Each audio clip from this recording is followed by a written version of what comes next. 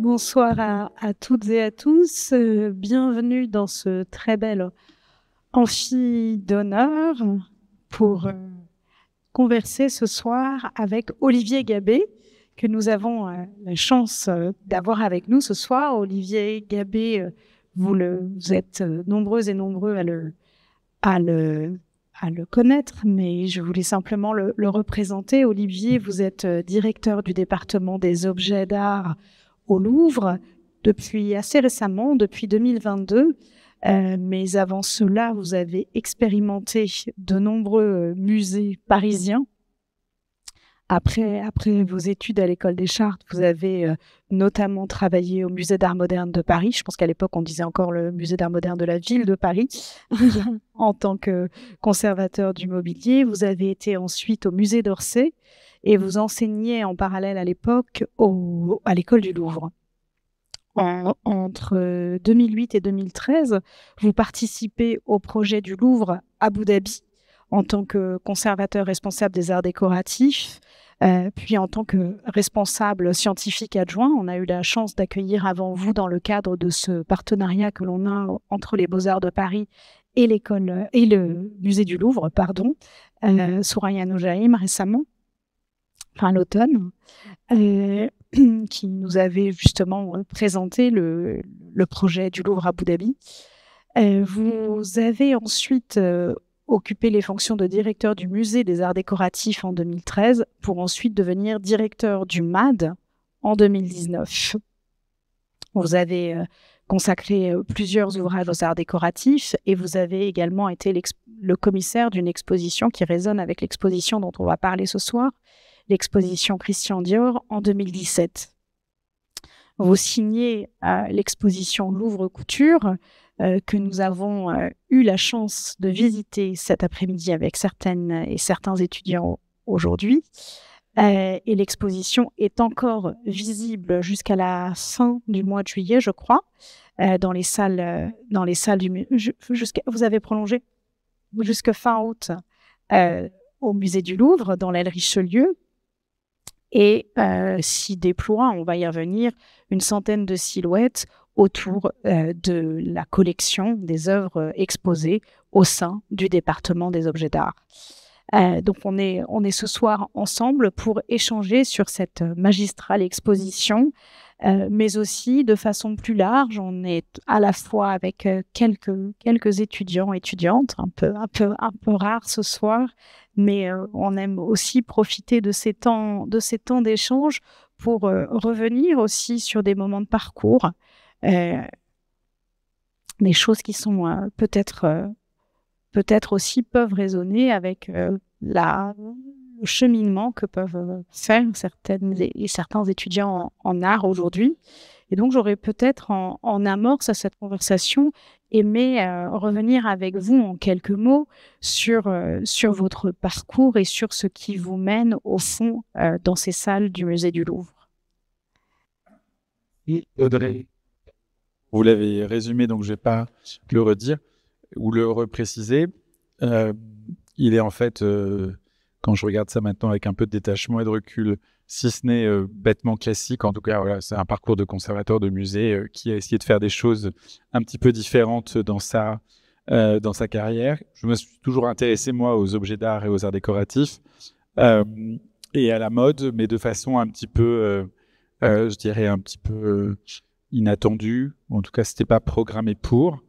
Mais c'est vrai que quand, en 2013, j'ai été nommé directeur du musée des arts décoratifs, la mode était un des gros piliers de la maison, d'un point de vue programmatique, d'un point de vue aussi de constitution des collections, mais elle était aussi d'un point de vue peut-être bassement, mais enfin, en tout cas assez crucialement économique et financier. Donc même si j'étais très intéressé par la question, j'avais pas trop le choix que de m'y intéresser moi-même. Et c'est finalement un peu en discutant aussi avec moi, j'ai avec lesquels je travaillais. Et c'est vrai que c'est en discutant beaucoup avec les conservateurs des collections de mode aux arts déco que j'ai commencé à réaliser que c'était un sujet vaste, très excitant. Je me suis rendu compte aussi, c'est un des sujets aussi de cette exposition au Louvre, que c'était un sujet qui était très universel, qu'on pouvait toucher des gens très différents, d'ailleurs pas forcément des gens qui a priori s'intéresseraient au musée, mais par des voies détournées qu'on pouvait les toucher sur des sujets. Donc voilà, si je regarde ce parcours, je me dis que c'est que des choses très classiques et très presque normales, mais qui ont été toujours un peu twistées par aussi des opportunités de carrière, des rencontres ou des projets qui m'ont permis aussi de différents je n'imaginais même pas. Vous savez, quand j'ai été nommé aux Arts Déco, j'avais 36 ans et j'étais invité dans des défis qui n'étaient pas du tout ma zone de confort personnel. Et je n'ai jamais prétendu y être comme quelqu'un qui connaissait quelque chose à l'histoire de la mode, mais comme un historien de l'art. Et je pense que ça a permis de faire une exposition comme celle dont on va parler aujourd'hui. Finalement, j'étais, je pense, très exotique dans ce milieu qui est tout sauf superficiel, il faut bien le dire. Mais j'étais très exotique parce que je répondais pas aux mêmes codes et que j'étais pas sensible aux mêmes choses. Donc c'est peut-être ce qui m'a valu d'être bien accepté par eux. Vous aviez fait cette exposition consacrée à Christian Dior. Qu'est-ce qui a fait naître quelques années plus tard un projet comme celui de Louvre Couture? Alors à la fois, il est nourri par tous les projets qui ont eu lieu avant et nécessairement, il s'en distinguait aussi parce que les conditions et le cadre dans lequel l'exposition Louvre Couture se déploie sont évidemment totalement différents de celui du musée d'art décoratif. D'abord parce que c'est la mission du musée d'art décoratif, qui est un musée privé soutenu par l'État, mais qui a toujours été créé par des manufacturiers et des créateurs pour défendre aussi une certaine idée de la création du moment, ce qui n'était pas toujours très bien compris quand j'y étais par les journalistes qui considéraient qu'on était vendu au grand capital et aux maisons de mode. Mais en fait, le musée d'art décoratif a été en partie créé par exemple par quelqu'un comme Charles Christophe, qui était sans doute très philanthrope, mais qui faisait ça aussi pour qu'on fasse parler de ce qu'il faisait comme industriel, ce qu'on appelait les industries d'art à l'époque, ce qu'on appellerait l'industrie du luxe aujourd'hui. Donc finalement, c'est cette expérience-là aux Arts Déco où j'étais, si ce n'est obligé de le faire, en tout cas, ça me paraissait important de le faire. Et vous parlez de Dior, le musée des Arts Décoratifs était un musée qui conservait des collections de l'époque de Christian Dior très importantes, qui était le musée où s'était déroulée la première exposition en 1987. À une époque pionnière, parce que 87, c'est vraiment les prémices du monde du luxe tel qu'on le connaît aujourd'hui. Bernard Arnault avait racheté Dior temps avant, et finalement cette exposition c'était un peu une sorte de démarrage, de mise en valeur aussi d'une ambition patrimoniale pour une grande maison de mode. Et puis, 20 ans plus tard, 30 ans plus tard, on était sur une exposition qui se déployait de façon extrêmement où Dior était inscrit dans un paysage, on va dire, international de façon extrêmement emblématique et très forte, et que le regard du patrimoine était aussi bien partagé par le musée que par la maison qui avait constitué des archives très importantes. Alors je dirais que Louvre Couture s'est nourri de toutes ces expériences, mais aussi avec beaucoup de liberté, parce que le Louvre a la chance d'être un musée, je crois que tout le monde l'aura compris, qui n'a pas besoin de plus de visiteurs. Donc là où au musée des Arts Décoratifs, on a beaucoup de pression pour faire une programmation qui permette d'avoir beaucoup de visiteurs et d'assurer finalement, on va dire, l'économie générale de la maison pour tous les autres sujets, le graphisme, le design, les métiers d'art, etc., etc. Au Louvre, c'est un peu la cerise sur le gâteau. Et donc, c'est un projet aussi que j'ai eu plaisir à faire parce qu'il y avait à la fois toute l'expérience des années passées et aussi beaucoup de liberté pour le faire parce que finalement, d'entrée de jeu dans la discussion avec Laurence Descartes, il était bien clair que ça ne serait pas l'exposition d'une marque, d'un groupe de luxe, mais que c'était vraiment le Louvre accueillant les créateurs de mode et qui, je pense, lui donnait peut-être un caractère un peu différent de ce que j'ai. Et peut-être plus concrètement, comment vous avez travaillé justement avec les différentes maisons de mode, comment vous avez travaillé avec les collections. C'est un chantier énorme que vous avez entrepris dans ces jeux de mise en regard. Donc, est-ce que vous pouvez nous en dire un petit peu Alors, sans dévoiler tous les secrets, comme beaucoup d'expositions, on a souvent des obsessions. Donc, ça faisait quand même très longtemps que je regardais avec attention le fait que beaucoup de créateurs de mode avaient que le musée, alors le musée en général, le musée du Louvre ou le musée des Arts Décoratifs plus récemment, l'art jouait un rôle absolument fondamentale, évidemment, dans le processus créatif de beaucoup de ces créateurs et créatrices, quelle que soit d'ailleurs leur génération, leur parcours, leur manière de s'exprimer ou de créer. Et donc, c'est vrai que finalement, quand on me demande depuis combien de temps vous y travaillez, je dirais j'y travaille depuis 16 ans, en fait. Puis j'y travaille depuis 1 an et demi ou 2 ans. Ça dépend d'où on se situe dans cette perspective-là. C'est vrai qu'un des éléments déclencheurs, vous avez parlé tout à l'heure du Louvre Abu Dhabi, les premières acquisitions qu'on a faites en 2009 pour la collection du Louvre Abu Dhabi, et Laurence Descartes était directrice et j'étais son adjoint, ont été faites au moment de la vente Yves Saint-Laurent Pierre Berger, fameuse vente. Et quelques mois auparavant, on avait eu la possibilité avec Laurence de visiter les deux appartements pour voir les collections in situ. Et j'avoue que j'avais eu un petit choc parce que, pour vous dire, la mode m'intéressait pas plus que ça. Évidemment, je connaissais l'histoire de la robe Mondrian, etc., mais qui était finalement la partie vraiment très émergée de l'iceberg. Et en rentrant dans l'appartement d'Yves Saint-Laurent, tout comme dans celui de Pierre Berger, j'ai été très marqué par le fait que leurs intérêts artistiques et esthétiques allaient bien au-delà de Mondrian, même s'il y en avait 3 dans sans doute le plus remarquable a été acheté pour les collections du Louvre Abu Dhabi et porte le numéro 1 de l'inventaire du musée, ce qui symboliquement n'est pas négligeable. Et c'est vrai qu'à partir de ce moment-là, je me suis dit, mais tiens, c'est quand même très intéressant ce rapport mode avec la collection, mais aussi évidemment par la connaissance de l'art et de l'histoire de l'art. Et c'est vrai que quand je suis arrivé au Louvre en 2022, Laurence m'a très vite demandé, tiens, quel projet comme ça tu proposerais? Et ce projet-là m'est venu en tête parce qu'il était aussi finalement une forme d'obsession. Ça faisait longtemps que j'y pensais, que j'avais réuni de la documentation, que pendant toutes ces années où j'allais dans des défilés, évidemment, je ne les regardais pas comme un spécialiste de mode, donc je ne pouvais pas dire c'est fou comme cette, je ne sais pas qui, Christian Dior par Maria Curie me fait follement penser à telle robe de Balenciaga en 1965 parce que, à titre personnel, je n'ai pas cette culture. Par contre, quand j'allais dans les défilés, je les regardais comme un spécialiste, notamment d'art décoratif, et je me disais, tiens, c'est fou comme ça me fait penser à tel moment de l'art médiéval, telle chose de Byzance ou telle silhouette de la Renaissance. Et c'est vrai que quand on a mis en place ce projet, très vite, je me suis dit, bah voilà, j'ai la chance et l'honneur d'avoir à ma charge ce département qui a des collections fabuleuses, qui n'est pas forcément le plus connu du Louvre, ça vous vous en doutez. Et finalement, la mode est quelque chose qui s'y développe, s'y épanouit de façon très naturelle. Donc, pourquoi pas montrer ces liens? Et très vite aussi, j'ai voulu, pour des raisons diverses et variées, qu'il n'y ait pas de prêt de musée, mais qu'on prenne la peine d'aller voir toutes les maisons. Il y a 45 maisons et créateurs différents présents dans cette exposition. Donc, ça a été un vrai travail de discussion que je trouvais aussi intéressant pour les équipes du Louvre parce que ce sont des gens qu'on n'a pas du tout l'habitude de voir. Vous savez, la mode au Louvre, c'est une réalité puisqu'il y a des défilés qui sont organisés. C'est plutôt des emmerdements, la mode. C'est plutôt, il y a un défilé court carré, on peut pas circuler pendant des mois, des semaines, etc. C'est pas un truc qu'on trouve excitant particulièrement.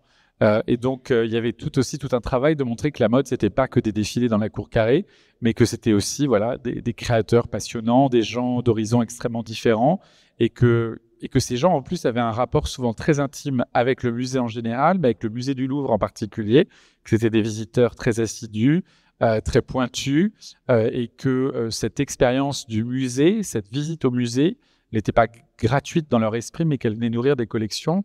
Donc, toute l'idée a été ensuite de prendre cette masse énorme de possibilités, d'options et de les faire décanter en un projet d'exposition. Cours carré, cours vitré, je pense qu'il y a des résonances dans ce que vous dites et la similitude des lieux. Petite blague, petit aparté terminé. Je voulais vous redemander, parce qu'il y a un mot que vous employez beaucoup à propos de cette exposition et surtout un mot qui renvoie au fonctionnement des créateurs, c'est le mot de mood board. On est aussi avec quelques jeunes artistes. Il y a eu cette année, je pense, notamment un séminaire sur la question du mur d'image. C'est aussi un outil de l'atelier. Et je voulais savoir si vous pouviez nous parler un petit peu de cette notion de mood board et la manière dont vous y avez eu accès. Alors, ça c'est pendant les visites de presse au début de l'exposition. Il faut trouver quelquefois des expressions qui cristallisent un peu l'intérêt des journalistes qui, vous le savez, à Paris ont beaucoup de chance. Il y a quand même beaucoup d'expositions tout le temps remarquables. Donc, il faut trouver son propre son propre sens du marketing. Et donc, je m'amusais souvent à dire, le Louvre, c'est le plus grand mood board du monde. Alors, ça a été plus ou moins bien compris et plus ou moins bien assimilé. Mais c'est vrai que le mur d'image, d'une certaine manière, c'est aujourd'hui un élément très important chez les créateurs. Il n'est pas exclusif. Il y a plein de façons d'intégrer l'art dans le processus créatif. D'abord, il faut bien le dire, aujourd'hui, il y a quand même et l'exposition le montre assez bien, il y a des rapports très différents d'une génération à l'autre, mais quelquefois d'un créateur ou d'une créatrice à l'autre par rapport à l'art. Très clairement, je vais peut-être décevoir beaucoup de gens, mais aujourd'hui, le couturier qui arrive et qui fait des croquis et qui dit voilà, hop, voilà ma collection, c'est de moins en moins le cas. Certains continuent à très très bien dessiner, mais c'est pas forcément là où ça se situe. Très clairement, le couturier est de plus en plus un directeur artistique, qui est une sorte de chef d'équipe qui fait travailler un studio, quelquefois selon la taille des maisons pléthoriques, possiblement pléthoriques, très très diversifiées, très complémentaires. Et c'est vrai que en fonction de la culture, de la formation, de l'éducation de ces directeurs artistiques, leur rapport à l'art s'inscrit de façon très différente. Par exemple, John Galliano, qui est un créateur absolument remarquable, qui est sans doute le plus grand de sa génération, c'est quelqu'un qui n'aime pas les moodboards. Voilà. Donc Galliano, je lui ai demandé, mais comment vous procédiez dans vos collections ? Et il me l'avait expliqué une première fois lorsqu'on a fait l'exposition Dior. Alors, Dior, c'était compliqué, c'était quelques années après sa sortie de route malencontreuse. Et il était venu très discrètement voir l'exposition. On en avait parlé un petit peu, mais il était plus discret. Le temps a passé. Je pense qu'il a payé son dû à la société. Il est venu 3 heures dans l'exposition et là, on a pu en parler un peu plus longuement. Et il m'a dit, moi, j'aime pas les moodboards. Quand je préparais une collection, je fixais un sujet. Nous travaillions tous, lui et tous les gens autour de lui dans le studio, sur ce sujet. On faisait des visites, on allait voyager, on allait dans les musées, on achetait plein de livres, on découpait des images. Les créateurs de mode découpent beaucoup d'images. On découpait des images.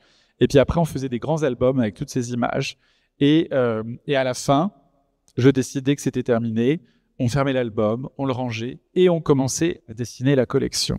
Ce qui explique beaucoup de ce qu'on voit de Galliano, où très souvent, on voit des choses qui sont très précises en termes de citation, mais complètement métamorphosées ou transcendées par l'hybridation de d'autres.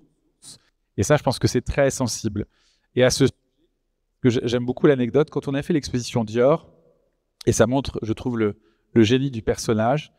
Quand on fait l'exposition Dior en 2017, je vais voir mon collègue, actuel directeur des antiquités égyptiennes, Vincent Rondeau, et je lui montre ce que fait Galliano dans cette fameuse collection, qui est la collection égyptienne. Voilà, une sorte d'extravagance de pharaons, de déesses et de dieux, enfin, une collection extrêmement emblématique de son travail pour la maison Dior. Et je montre ça à Vincent Rondeau, qui est un collègue émérite, que je respecte beaucoup, qui est très savant et très érudit. Et il me dit, c'est vraiment les Tintin et les cigares du pharaon. Il me dit, c'est vraiment très littéral, j'adore, c'est formidable. Et je lui dis, voilà, j'aimerais bien que vous nous prêtiez quelques œuvres des collections du Louvre pour les mettre en regard des 2 ou 3 modèles que nous allons prendre de cette collection. Et je lui dis, moi, j'ai aucun avis sur la question, je vous fais confiance, c'est vous le spécialiste. Donc, voilà, je vous ai montré des images, je vous laisse me dire ce qui convient de nous prêter. Et il revient quelques temps après vers moi et il me dit, alors on va vous prêter ça. C'était des prêts absolument exceptionnels. Et parmi ces prêts, il y avait une œuvre absolument magique des collections du Louvre, qui est ce qu'on appelle le torse de Néfertiti, qui est ce torse, ce fragment de torse sublime avec ses plissés, qui n'a rien d'évident, je dois le dire, par rapport à toutes les images que je lui avais montrées du défilé de Galliano pour Christian Dior. C'est pas du tout une citation littérale. Et je lui dis, c'est formidable, moi j'étais hyper bouleversé, je connais rien à l'Égypte, mais je me dis, ça c'est un prêt très très important, ça va être magique. Et puis de l'autre côté, on essayait aussi de pousser la maison Dior à nous prêter ces fameux albums de Galliano. Je vais y revenir parce qu'elle pense que je m'éloigne du sujet, mais en fait c'est pour redevenir juste dedans. Et avec Florence Muller, ma co-commissaire, je dois dire qu'à l'époque, on a eu beaucoup de mal à avoir ces albums. Et on disait, mais non, c'est très intéressant, c'est ça l'histoire de l'art, c'est toutes ces images, c'est Warburg, quoi. Alors, je ne sais pas si Galliano connaît Warburg, et encore, c'est quelqu'un de très cultivé, donc il n'est pas impossible que ça lui ait pas échappé. Et je dis, voilà, c'est très important de nous prêter ces livres. Et il y a un tabou dans les maisons du moodboard et de la source.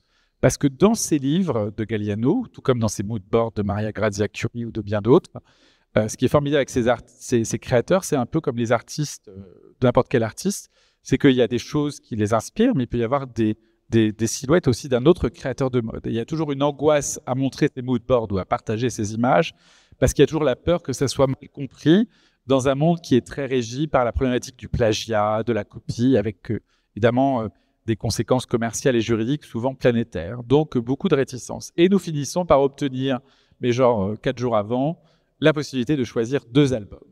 Et donc, Florence Muller a la chance d'être à la manœuvre. Elle me dit, qu'est-ce que je choisis? Je lui dis, le premier, tu choisis ce que tu veux. Le deuxième, on prend un album de la collection égyptienne de Galliano. Au moins, c'est assez tangible, c'est intéressant. Dans une autre partie, vous savez que l'exposition était énorme aux Arts Déco, c'était toutes les salles d'exposition temporaire. Donc, dans l'autre partie, comme on en parle, dans cette partie-là, ça fera un clin d'œil, etc. Et au moment où moi, j'installais ces œuvres du Louvre, elle arrive, la fameuse Bible, parce que Galliano appelait ça les Bibles, ces grands carnets où on collait toutes les images pour la préparation d'une collection. Et elle ouvre la page et elle tombe sur le torse de Nefertiti, qui de facto n'a absolument, comme je vous l'ai dit, rien à voir de façon littérale avec tout ce qu'on montrait dans l'exposition. Et j'ai trouvé ça assez génial que d'un côté, on ait cette image qui sert vaguement d'inspiration à un moment donné à Galliano pour cette collection de Dior, et que mon collègue des antiquités égyptiennes voit cette collection et ressorte la même image. Ça valide tout ce qu'on se dit sur les rapports entre la mode et l'art. Je reviens au moodboard. Galliano procède comme ça. Il y en a plein d'autres qui procèdent autrement, avec ces murs d'images, qui sont eux aussi souvent très tabous, parce que sur le mur d'images de Maria Grazia Chiuri, il peut y avoir une silhouette de Madame Gray, et on n'aime pas laisser penser qu'on a copié Madame Gray. Et en plus, c'est pas le sujet. Sinon, par exemple, le plus grand plagiaire serait Zinalaya, qui avait une révérence pour tous ces grands créateurs des années 30 ou 40, et pourtant c'est un immense génie de la mode. Et donc, ces moodboards, ils sont connus, mais ils sont peu exposés, peu montrés. Par exemple, dans le catalogue de l'exposition que nous avons faite, on n'a pas publié de moodboard, parce que c'est très compliqué aussi d'avoir les droits pour les publier, parce qu'il faut pouvoir arguer évidemment des copyrights de tout ce qui est présenté. Et les moodboards sont intéressants quand il y en a beaucoup. Et quand je dis beaucoup, c'est des dizaines, des centaines d'images. Mais c'est vrai que Maria Grazia Chiuri, par exemple, Alexander McQueen aussi, étaient pour moi ceux qui ont fait parmi les plus beaux moodboards, en sachant que le moodboard a quelquefois un usage un peu dévoyé. Il est souvent gardé dans les coulisses du show, enfin du défilé, pour être montré aux journalistes qui, quelquefois, n'ont pas tous la culture artistique et esthétique de ces créateurs. Donc, quand il faut expliquer moi, j'adore Delaroche et c'est formidable, c'est mieux d'avoir 1 ou 2 images parce que je ne suis pas sûr que tout le monde ait en tête le travail de Paul Delaroche. Donc, il y a un double usage de ces moodboards. Mais pour les historiens de l'art, évidemment, ils sont absolument passionnants parce que très souvent, ces moodboards convoquent beaucoup d'œuvres d'art, beaucoup plus que d'œuvres de mode, d'une certaine manière, et sont des sources d'inspiration et de réflexion presque infinies sur ces rapports entre la mode et l'art. En tout cas, il y a une volonté de la part des créateurs et des maisons de les archiver. Même s'ils ne sont pas dévoilés, ça reste quand même un outil qui est pensé pour être archivé. Vous savez, aujourd'hui, ils gardent tout. Donc, c'est très dur pour un créateur même de garder des choses autour d'une collection. Quand on en a parlé avec Galliano m'a dit qu'il n'avait jamais eu le droit, je crois qu'il n'avait même jamais pensé revoir les fameuses bibles de chacune des collections, ce qui doit être un arrachement particulier parce que c'est vraiment une création de l'esprit. Les maisons gardent tout aujourd'hui et ces moodboards en particulier, c'est pas systématique. Je suis pas sûr que tous les moodboards d'Alexander McQueen ont été conservés par la maison McQueen. Je pense que tous les moodboards de Maria Grazia Chiuri aujourd'hui sont conservés. La maison Chanel s'emploie par exemple à garder tous les dessins. Par exemple, Lagerfeld est un bon exemple de l'anti-moodboard. Lagerfeld a tellement métabolisé une culture visuelle époustouflante que c'est quelqu'un qui n'avait absolument pas besoin d'avoir des images sous les yeux. Les images, elles étaient là. Ce qui comptait, c'était les dessins et les croquis qu'il faisait. Et ça, je peux vous dire que la maison Chanel les conserve et s'est battue pour les conserver parce que je vous conseille toujours l'excellent Loïc Prigent, ce fameux documentaire où il refait la vie de Karl Lagerfeld à travers Lagerfeld qui dessine lui-même sa vie, qui est un truc absolument une mise en abîme géniale. Et ce qu'on voit, c'est que Lagerfeld, généralement, fout les dessins au fur et à mesure à la poubelle. ce qui est vraiment ce qui était la terreur des archivistes chez Chanel, puisqu'ils voulaient évidemment tout conserver. Mais aujourd'hui, les mood boards sont en général conservés. Je voulais passer peut-être à un autre pan de l'exposition, qui est le dispositif scénographique, qui est assez impressionnant en fait dans l'exposition, parce qu'on chemine à travers les salles. Et vous avez fait appel à Nathalie Crinière, avec qui vous aviez, je crois, déjà collaboré. Mais il y a plusieurs, il y a plusieurs choses dans ces modules scénographiques, dans ces podiums. C'est que j'imagine qu'il y a une question qui a dû être un petit peu épineuse, c'est qu'il n'y a pas de vitrine, il n'y a pas de mise à distance, surtout. C'est assez original en fait comme parti pris, parce qu'on se dit que dans ces collections, c'est rare de ne pas avoir ces mises à distance, ni vitrine ni mise à distance. Et je voulais savoir si vous pouviez partager un petit peu avec nous la réflexion. Le secret de fabrication. Voilà, en tout cas le processus de collaboration avec Nathalie Crinière. Alors d'abord le choix de Nathalie. Et les différents partis pris scénographiques. Alors le choix de Nathalie, moi il me paraissait évident, mais vous savez, nous sommes un établissement public, donc on fait des appels d'offres. Donc il y a eu un petit concours de scénographie, où il y a eu de très belles propositions, et de loin, je pense que Nathalie, qui n'a jamais fait d'exposition au Louvre, là pour le coup, avait vraiment réfléchi à la question, et je pense que, comme je vous ai dit, c'est une exposition auquel j'ai pu penser pendant 15 ans. Je pense que même si elle n'a jamais pensé faire cette exposition au Louvre, Nathalie avait ça en elle, qu'un jour elle devrait faire ça. Donc le choix, pour moi, il était évident, mais on s'est plié aux conditions du concours, ce qui me semble tout à fait normal. C'est comme ça, et ça ne peut créer qu'une saine émulation. Le deuxième point, c'est qu'on a... je remercierai jamais assez Laurence Descartes de sa confiance sur ce projet, parce que c'était de sa part très audacieux, puisque on l'a assez lu une première fois. J'ai demandé à ce qu'on fasse ce concours à mi-chemin. Généralement, dans une exposition, on fait un concours de scénographie quand on a la liste d'œuvres entières. Moi, je voulais pas. J'avais déjà, grosso modo, une idée de ce qu'il y aurait dans l'exposition, mais je considérais que, puisque ça n'avait jamais été fait dans les salles de cette manière, c'était ridicule de ma part de prétendre, en plus je ne suis pas au Louvre depuis si longtemps, de prétendre à une totale maîtrise des espaces au point de savoir que tout rentrerait comme je le pensais. Et donc je voulais vraiment qu'il y ait une première étape dans le choix, et puis ensuite qu'on choisisse le scénographe, et qu'ensuite avec le scénographe, on fasse ce travail beaucoup plus fin d'installation dans les salles.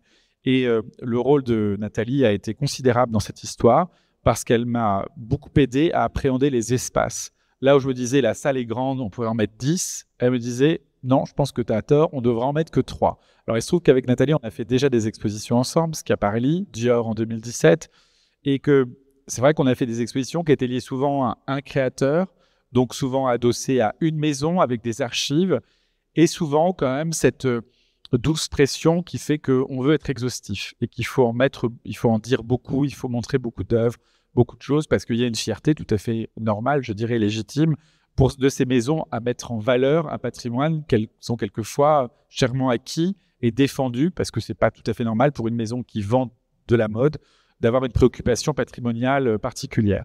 Et donc c'est vrai que Nathalie, on a souvent fait des projets où on était obligé de répondre à un cadre où la demande était très forte. Et là, en fait, nous étions seuls maîtres à bord et on pouvait choisir ce qu'on voulait. Et donc on a inversé ce sentiment de la pression en se disant que chaque œuvre pouvait avoir sa présence particulière et sa valeur particulière. Comme on a des images, celle-ci n'est pas très explicite, et je vais vous montrer le beau travail de Nathalie Crinière, ici par exemple. L'autre point, c'est que, vous l'avez dit, je ne voulais pas qu'on démultiplie les vitrines. Alors, d'abord pour des questions de coût, je vais vous dire les choses de façon très franche, parce que ça coûte très cher, de belles vitrines. Et deuxièmement, parce que les maisons de mode détestent les vitrines. Elles trouvent que ça fait musée. Alors, vous me direz que c'est assez paradoxal, puisqu'elles rêvent toutes d'aller un jour au musée, mais c'est vrai que ça renvoie à quelque chose de triste et de poussiéreux. Il y a quelques œuvres qui sont sous vitrine. D'ailleurs, souvent, c'est les plus précieuses ou les plus délicates, mais que ça tombe juste par rapport au parcours. C'est-à-dire qu'on n'a pas créé de vitrine pour aucune œuvre, mais elles sont dans des vitrines qui préexistent déjà, ce qui est une petite nuance. L'autre aspect du travail de Nathalie Crinière, c'est qu'elle avait une énorme contrainte, c'est que j'ai d'entrée de jeu refusé qu'on déplace quelque œuvre que ce soit. Ça aurait été très simple de se dire on vire toutes les vitrines et on fait des podiums. C'est sûr que c'est plus simple, mais on serait passé un petit peu à côté du sujet. Et donc pour moi, ce qui était important, c'était de se dire cette exposition, elle va s'immiscer dans le parcours des salles du Louvre et elle ne va pas venir perturber la vision de ces collections. À cela, il y avait 2 raisons. La première, c'est qu'on n'est pas obligé d'aller au musée du Louvre pour voir de la mode. Donc, quand vous allez une seule fois dans votre vie, ce qui est le cas de beaucoup de nos visiteurs au Louvre, vous avez quand même le droit, quand vous avez payé votre billet, d'avoir l'expérience que vous attendez du musée. Et donc, c'était important qu'on ne se mette pas à mettre en réserve un certain nombre d'objets. Donc ça, c'était très important. Et le deuxième point, il y en a peut-être 3. Le deuxième point, c'était de faire attention aux œuvres qu'on présente. Évidemment, ce n'est peut-être pas les chefs-d'œuvre de la peinture, mais les objets que nous présentons. Vous voyez là, sur cette image, au premier plan, c'est 3 œuvres du trésor de Saint-Denis, de l'abbé Sugère. C'est quand même un sommet de ce qu'on peut faire dans l'histoire de la civilisation occidentale. Et derrière, vous avez l'épée dite de Charlemagne qui était utilisée par les rois de France pour leur sacre. Donc quand vous avez des objets de ce niveau-là, on n'a pas envie de totalement les ridiculiser en faisant n'importe quoi. On a envie que ce dialogue il soit extrêmement agile, mais aussi respectueux. Donc ça, c'était un deuxième point. Et le troisième point, si je me souviens lequel c'était de se dire aussi que le parcours n'avait pas de début, n'avait pas de fin, même si on peut se dire qu'on va de Byzance jusqu'au XIXe siècle, mais que vu l'amplitude du département des objets d'art, en m'amusant, je dis souvent que je montre un plan, le département des objets d'art, c'est 2 stations de métro. Grosso modo, quand vous êtes... Il y a un truc là. Oui. Est-ce que j'ai un... Non. Ah, si, là. Grosso modo, quand vous êtes ici, vous êtes à la station Palais Royal, Musée du Louvre. Hein. Et quand vous êtes ici, vous êtes à la station Louvre-Rivoli. Donc déjà, c'est vaste, puisque quelquefois, les gens font que ça en métro. Donc là, il faut marcher. Et donc, je voulais vraiment que les gens puissent circuler librement dans les espaces, ne soient pas perturbés par la présence de la mode. Alors, ce qui est compliqué, vous savez, au Louvre, nous avons la chance d'avoir beaucoup de visiteurs. Sur ces visiteurs, 2 tiers sont des visiteurs internationaux qui souvent viennent pour la première fois de leur vie au Louvre, pour la plupart d'entre eux pour la dernière fois. Ils sont même primo-visiteurs de musées, c'est-à-dire que beaucoup d'entre eux viennent pour la première fois de leur vie dans un musée parce qu'ils sont au Louvre. Et quelquefois, ils viennent de pays qui ont des musées merveilleux que nous adorons. Mais même chez eux, ils ne vont pas forcément au musée. Mais ils sont à Paris, en France, et de façon inévitable, on doit aller au Louvre. J'aime pas l'expression « on doit faire le Louvre », mais on doit aller au Louvre. Il y a quelque chose, ce qui est assez émouvant quand même, quand on... Enfin, moi, j'ai pas été je savais jamais que 3 ans que j'y suis. C'est quand même assez bouleversant de penser que pour des gens, c'est un moment programmé dans une vie, et voilà, dans une vie, on va au Louvre. Donc, ce qui est intéressant, c'est que je voulais pas que ces gens-là soient perturbés par l'exposition, et ils le sont d'autant moins que pour beaucoup d'entre eux, ils ne voient pas la différence avec d'habitude, puisque c'est la première fois qu'ils viennent. Et donc, ce qui est très amusant quand on va dans les salles aujourd'hui, c'est qu'on voit beaucoup de visiteurs qui regardent les œuvres en pensant que telle robe de Galliano pour Dior est une robe de Marie-Antoinette. Et au fond de moi, ça me réjouit totalement parce que je ne trouve pas ça grave. Ça restera une expérience très forte avec une image qui restera très forte pour les visiteurs, donc ça m'embête pas. Après, Nathalie Crinière, le gros challenge, le gros défi qu'elle avait, c'est que le département est vaste, ça fait presque plus de 9000 m², et que dans les différentes parties du département, on n'utilise pas le même vocabulaire muséographique. Il y a une partie de ces salles, on va dire ici, voilà, par là, jusque là. C'est des salles qui datent des années 80, fin des années 80, début des années 93. C'est un état Paye-Villemotte, magnifique travail d'architecture et de muséographie, indatable, intemporel. Il va falloir un jour faire des travaux, mais c'est pas parce qu'on n'aime pas, c'est juste parce qu'il y a une obsolescence du matériel scénographique, parce que pour le reste, ce sont des volumes magnifiques, sublimes et formidables, mais qui sont assez compétitifs. Donc là, c'est là où notre amie Nathalie a opté pour ce vocabulaire de podium avec des miroirs qui permet non pas d'entrer en compétition avec les collections, mais d'être au bon niveau pour parler avec les collections. Il y a l'autre partie du département, toute cette partie-là qui a été refaite en 2014 par Jacques Garcia et par Michel Goutal, qui était architecte en chef des monuments historiques, donc qui est dans un aspect beaucoup plus décoratif, qui est un ensemble de période rooms, qui sont ces reconstitutions plus ou moins exacts, plus ou moins fantasmés de décors, assez souvent assez denses en termes d'objets. Et donc là, le discours ne pouvait pas être tout à fait le même. Et c'est pour ça qu'on a opté avec Nathalie pour, pardon, excusez-moi, des petites redites, pour ce vocabulaire beaucoup plus simple, mannequin couturière, qu'on rajoute dans l'espace. Et ça a été des questions que je me posais tout seul. Et c'est pour ça que c'est bien de travailler avec des bons scénographes, des bons architectes, parce qu'ils vous aident à répondre à la question. Voilà, mannequin couturière, c'est un objet parmi d'autres objets et il rentre en résonance. Là, vous avez la magnifique robe de Jonathan Anderson pour la maison Loewe, quasiment sa dernière collection, avec ce petit chien de Meissen. Alors, on n'a pas l'équivalent, le petit chien de Bologne qui est assez extraordinaire, assez sympathique. Et à l'arrière, le magnifique look de Duro Olowu, qui est cette créateur d'origine nigériane, basé à Londres, qui se marie parfaitement avec le décor. Donc, une autre forme de vocabulaire. Et comme on aime la difficulté aux objets d'art du Louvre, on a une troisième catégorie d'espaces que vous avez ici et ici, qui sont des espaces avec des décors d'époque. Ici, c'est ce qu'on appelle les salles du Conseil d'État, puisque le Conseil d'État, jusqu'à la monarchie de juillet, siégeait dans ces espaces avec des plafonds peints, etc. C'est là où on présente une partie des collections Louis XIV. Et ici, les appartements Napoléon III, où là encore, il fallait jouer d'un vocabulaire un peu mixte, soit extrêmement simple, là aussi des modèles posés dans l'espace, soit comme ici, j'ai cru voir un exemple il y a 2 secondes, ici, ce grand miroir extrêmement simple, qui remplace juste un tapis qui est présenté là d'habitude, qui est allé se reposer en réserve. Et voilà. Et donc ça, c'était important d'avoir quelqu'un comme Crinière, parce que dans des espaces aussi différents, c'est très compliqué, d'autant que de ce fait, l'exposition est complètement unique, parce que c'est une exposition au Louvre, et que très clairement, c'est pas dans un white cube. Moi, c'est vraiment ce que je voulais depuis le début avec Laurence Descartes, c'était que si on fait ça au Louvre, il faut que les gens aient l'impression d'être au Louvre. Donc là, on ne peut pas être plus au Louvre parce qu'on est dans les salles, au milieu des œuvres, et que de certaine manière, cette exposition, ce qui est un luxe en 2025, et n'est pas reproductible à l'infini.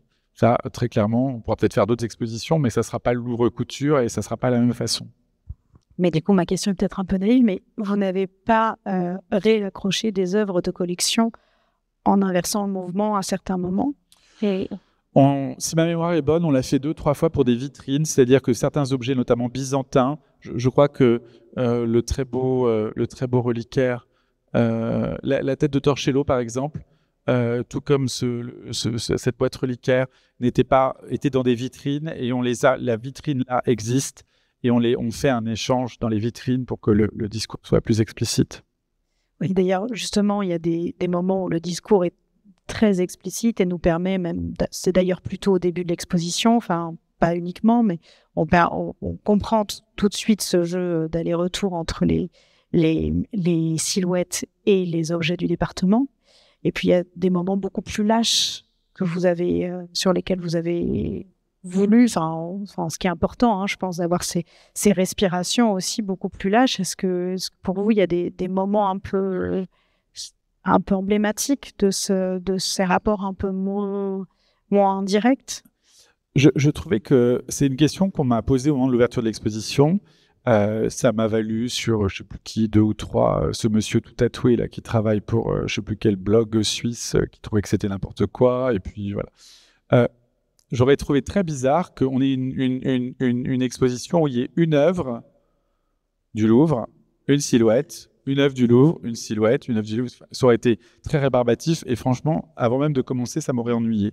Donc très clairement, ce que je trouvais intéressant, c'était de mettre en avant certains de ces liens qui sont très, très, très, très documentés, très référencés, et se rappeler que les créateurs de mode, comme n'importe quel créateur, sont aussi doués d'une forme de liberté, de choix, et qu'ils peuvent aussi quelquefois être inspirés par une atmosphère, par un détail, par quelque chose qui est très inframince. Et ça, je trouvais important que ça se ressente aussi dans l'exposition, parce que quand on parle de mood board, quand on parle d'inspiration, c'est bien cette alchimie très singulière qui donne ce résultat très particulier et unique, et c'est pas une recette qu'on reproduit. Et de certaine manière, c'était tout à l'heure quand on a fait la visite avec les étudiants et les étudiantes de l'École des Beaux-Arts, je pense que c'est les plus à même de comprendre ça, parce qu'on peut aimer tel artiste et pas commencer à repeindre Rubens tranquillement dans son atelier. Donc ça, c'était un élément important. Alors c'est vrai que quelquefois, on a des choses qui sont très documentées. Je pense par exemple à la dernière collection de Alexander McQueen intitulée Plateaux Atlantis, l'Atlantide de Platon. Il se suicide quelques semaines après la présentation de cette collection. Quand on relit tous les textes qui sont écrits à ce moment-là, est presque presciente. On est en 2010 et il parle du réchauffement climatique. Il a cette idée complètement extraordinaire, peut-être devrions nous retransformer en poissons ou en animaux et repartir dans les océans, d'où ces personnages très étranges, ce soulier, l'armadillo qui va faire le tour du monde. Et dans le mood board, il y a des céramiques de Palissy. Alors je ne dis pas que c'est celle du Louvre, mais en tout cas, Alexander McQueen, qui est un autodidacte, qui est quelqu'un qui va au musée. Alors, je ne suis pas très certain qu'il allait beaucoup au Louvre, mais quand il était à Londres, il allait au Vianney quasiment chaque jour. Il traversait le musée pour aller travailler. Littéralement, traverser le musée. Donc, voilà, c'est des choses qui me semblent très, très posées. Il y a le cas de Karl Lagerfeld, qui est sans doute le plus précis. On est en 2019, cette dernière collection de haute couture.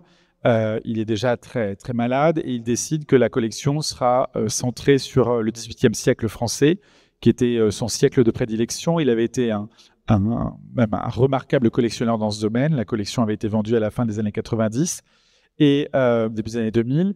Et cette dernière collection, il va aller très loin dans cette évocation du XVIIIe siècle.